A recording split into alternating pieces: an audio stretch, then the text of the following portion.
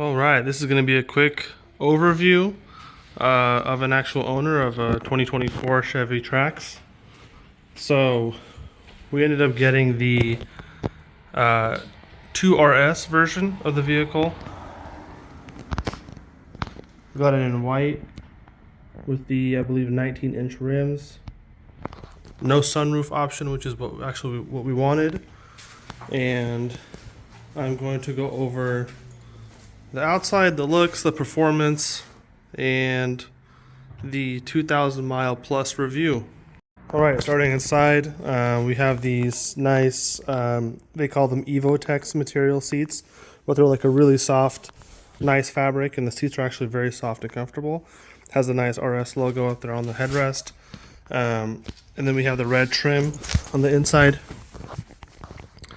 We kind of looked for one specifically with this layout. We wanted the red trim. We didn't want the yellow or the blue. We like the flat bottom steering wheel for the 2RS option. You have your standard shifter down there.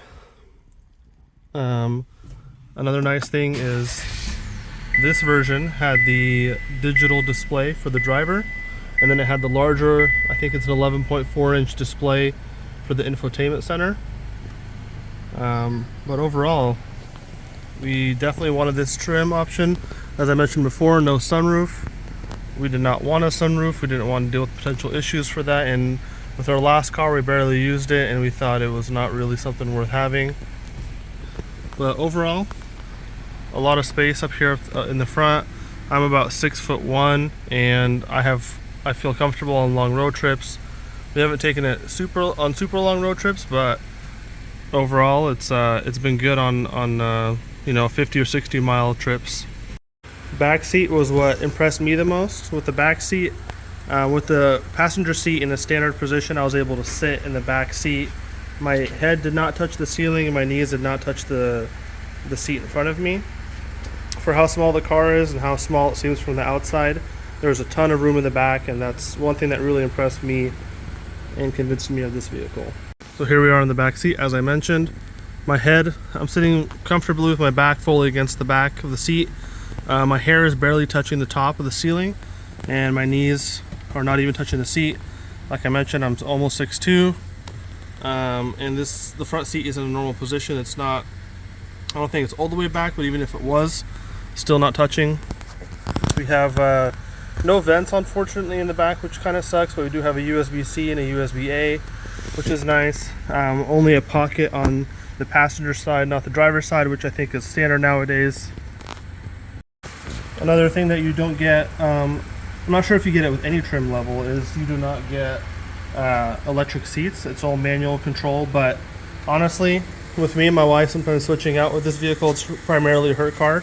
I like being able to just grab the seat, move it forward, move it back. I kind of like the manual seats, kind of like going back to it. I really don't mind it. Electric seats, unless it's like 24 ways, it's not really worth it.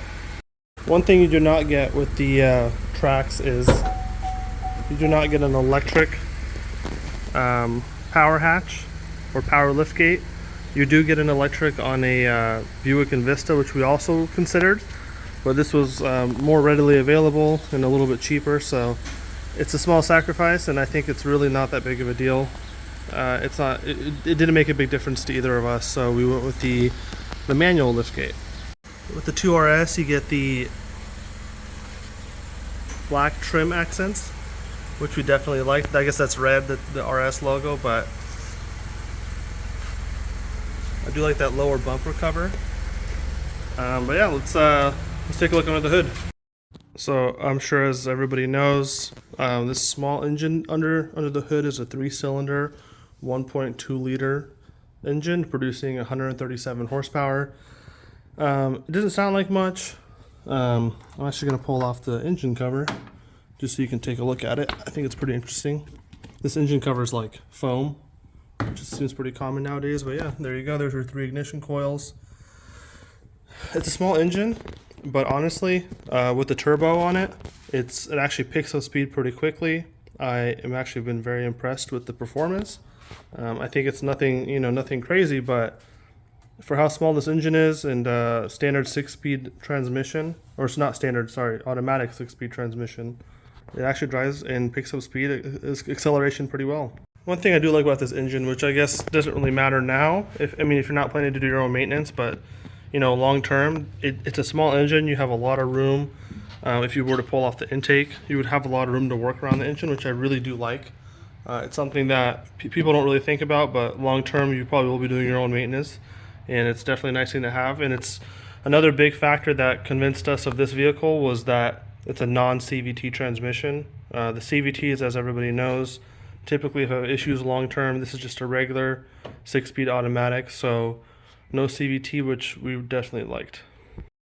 Also, another reason why we got the 2RS, we were considering the 2RS or the LT, is because on the lower trim models, this is not an LED. This is actually like a turn signal up here. I think on the 1RS and the LS, the LS and the 1RS is just like a regular turn signal with a bulb, but on the higher trim models, it's an LED. I will show it with the remote start how it lights up. So I definitely was a big fan of that. This is not straight up chrome, it's like a black chrome, black front emblem. I used to hate this design with the separation with the LED and the headlight, but I actually really like the separation and I think it looks really good. So as I mentioned before, we have about 2,000 miles on this thing. I think just a little bit over 2,176. Take it out for a drive and see how it picks up on speed and how it drives. So starting off driving, as far as cabin noise goes, not too bad, not too loud. Everyone says it's so quiet. The reviews that I watched before we bought it, everyone's like, oh, it's so quiet, you can't hear anything, but you can definitely hear it. It's not super loud. There's not too much like valve noise or anything like that or ticking, but it's not the quietest engine. When you step on the gas, you can definitely hear the engine, but it's also not that bad. So it has the auto on and off right here, which I always like to turn off because I absolutely hate that thing. I can't wait till they create some sort of bypass for it. But yeah, as far as engine noise, not much to complain about.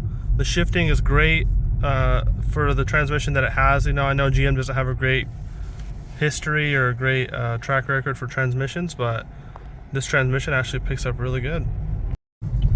So here we go from about 20 miles an hour, and if I gun it,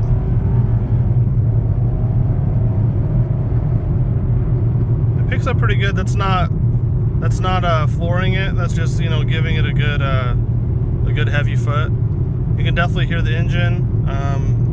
There's some road noise for sure. You can definitely hear the road noise. It's not awful. It's not worse than any other vehicle. It's not much better than other vehicles. Apparently there is an active noise canceling cabin feature that it has, but I'm not sure if it makes much of a difference. And then we also got the driver confidence package with the vehicle, which includes blind spot monitoring,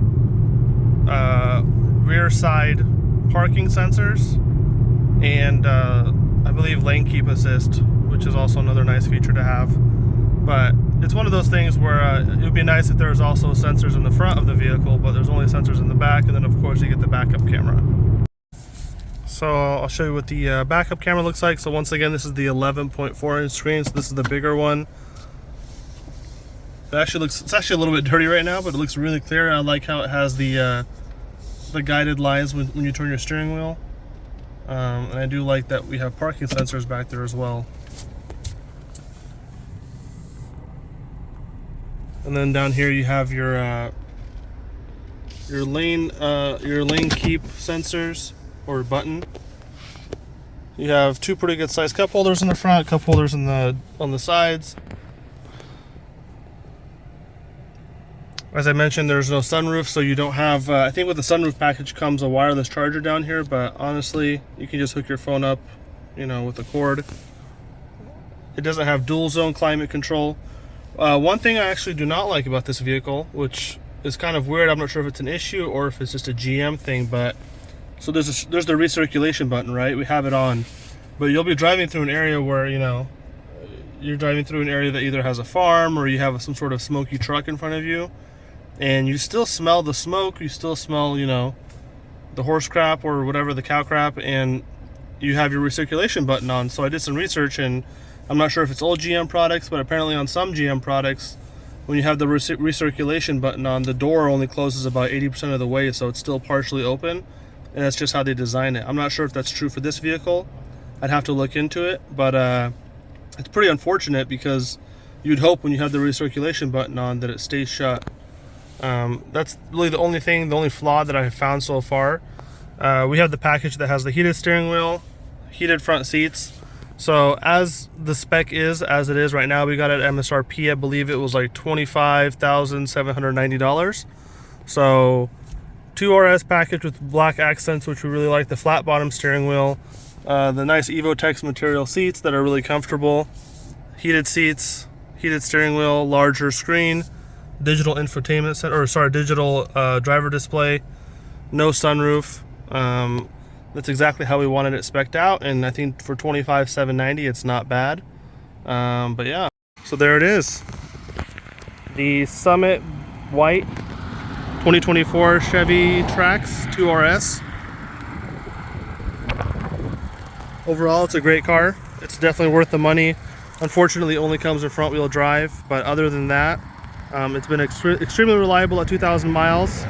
Hoping to get more reliability out of it for a very long time. Thanks for watching.